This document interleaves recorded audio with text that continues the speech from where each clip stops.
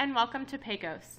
In this demonstration, we will be showing you how to perform a change of information to the information in your Medicare enrollment application using PECOS. We will be showing you today how to do this with an organization application, but the steps for doing this if you are an individual practitioner is very much the same and is also shown in our other demonstration shown online.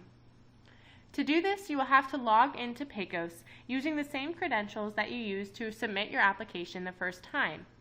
If you have any questions on your login credentials, you can use the Forgot Password or the Manage/Update User Profile hyperlink shown on the screen here.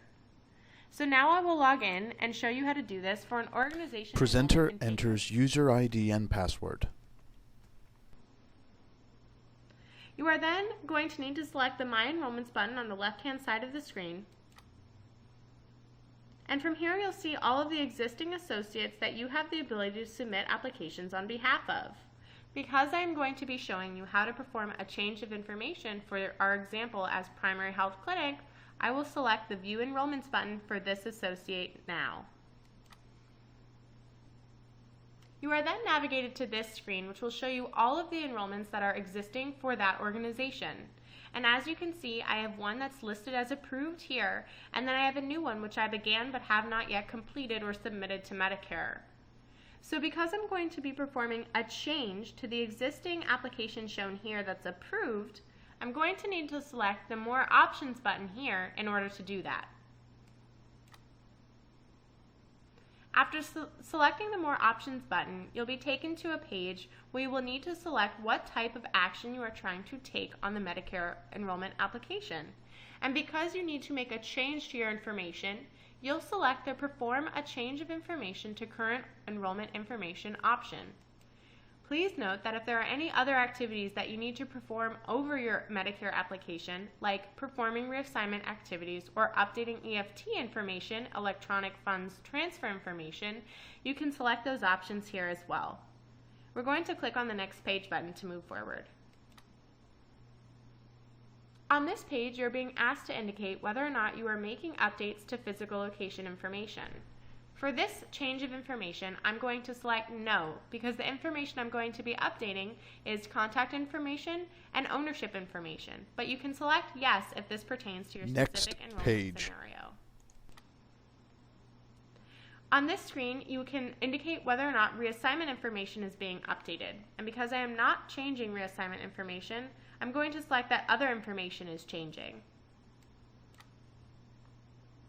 On this screen, you'll see a summary of what is being performed on your application in this scenario. You'll see here it shows that the supplier is adding, deleting, or changing Medicare enrollment information. Since this is correct, I'll scroll down to the bottom of the page here and click on the Start Application button. Now we're navigated to the Fast Track view, where you can see all of the information you entered when you first submitted your application. If you'd like to view your information via the Topic View page, you can select the Topic View button at the top of the screen, the tab shown here, and you'll be able to see all of your information that's completed with associated check marks next to them. Because I'm going to be updating ownership information, I'm going to select that topic and make my updates as necessary. So what I'm going to do is add another individual with ownership in Primary Health Clinic. So to do that, I'll select the Add Information button. Note that if you actually just need to update information for previously entered individuals, you can do that as well. You can just go ahead and click the Edit button here, or the Delete or Add buttons as well if you have specific information to add. Now I'll need to enter all of the information for the new individual I'm adding to this enrollment application. So the new individual with ownership interest in Primary Health Clinic is a man by the name of Mark James. Presenter enters information. After entering all of Mark James' information, I'll select the Next Page button at the bottom of the screen. Here you can indicate the country or state of birth if you have that information, and if not, you can select Next Page to move forward without doing so. And on this screen, you'll need to indicate the type of relationship that this individual has to the organization on file. So because this new individual is another managing employee, I'll select Managing Employee and add the effective date of this also. and I'll scroll down to the bottom of the page and select the next page button to continue. Now I'll need to indicate whether this person that I'm adding is an authorized or delegated official or neither.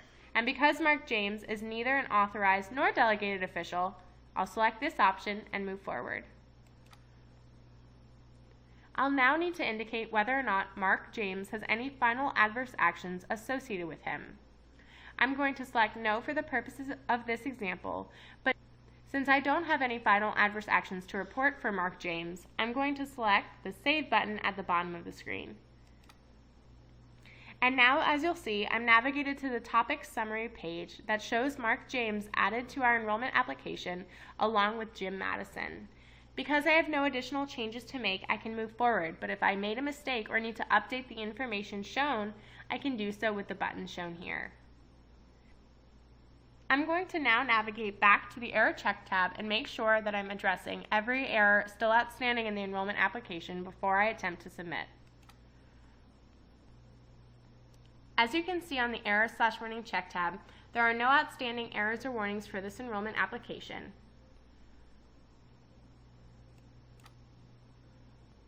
After resolving all errors and warnings for this enrollment application, you can navigate back to the topic view screen and note that any additional information that you'd like to update can be done now. Please note that multiple updates can be performed within the same change of information request. So again, in this example, because I've updated the individual control information, this conveniently enables me to combine all of my updates into one easy electronic submission using PECOS.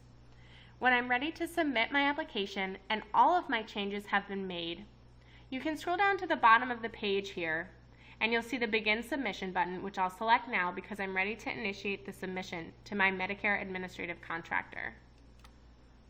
Next, you'll be prompted and shown the electronic signature page. This page will be displayed to give you the option to electronically sign all applicable documents for your submission. In this case, it's the certification statement. So please note that any documentation that you electronically sign will not need to be printed and manually mailed to your Medicare Administrative Contractor. So for the purpose of this demonstration, because this is so convenient, I'm going to select that yes, I do want to electronically sign my certification statement so that I don't have to mail this in to my contractor for processing. I'll select the Next Page button to move forward. On this page, you'll need to indicate who the authorized signer is for this update, and I'm going to select Jim Madison from the drop-down as he is the authorized official. I'll select Apply, and then I'll need to enter Jim Madison's email address. Jim Madison will be sent an email and contacted in order to electronically sign the changes that have been made in this enrollment application.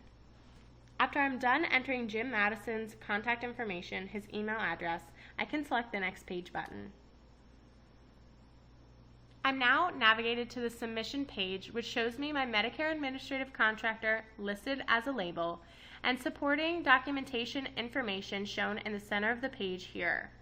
Please read all of this information along with the reason for your submission to make sure that it is all accurate before scrolling down to the bottom of the page and completing your submission. Upon scrolling down to the bottom of the page, you'll also see this Current Uploaded Documents section, which shows all of the documentation that's been uploaded and associated to your Medicare enrollment. Because the CMS 460 form is what was uploaded when I first submitted my Medicare enrollment, it will still show up here as a note. You can view this document using the View button here, and then you can complete the submission by selecting this option shown at the bottom of the screen. If in reviewing all of this information you need to make any updates, you can still do so now by selecting the Previous Page button here. I'm ready to complete my submission, so I'm going to move forward by selecting that button shown at the bottom of the screen. A pop-up will then appear on your screen prompting you that any uploaded documentation that you included in your electronic enrollment has been submitted to your Medicare Administrative Contractor, and any other required information will need to be mailed into your contractor, and if you do not do so, you will risk your enrollment being delayed for processing. After acknowledging this fact, you can select OK to move forward. You're then navigated to the submission confirmation page where you can print your receipt that you've submitted your change of information request. Congratulations! You've completed your change of information to your Medicare enrollment application.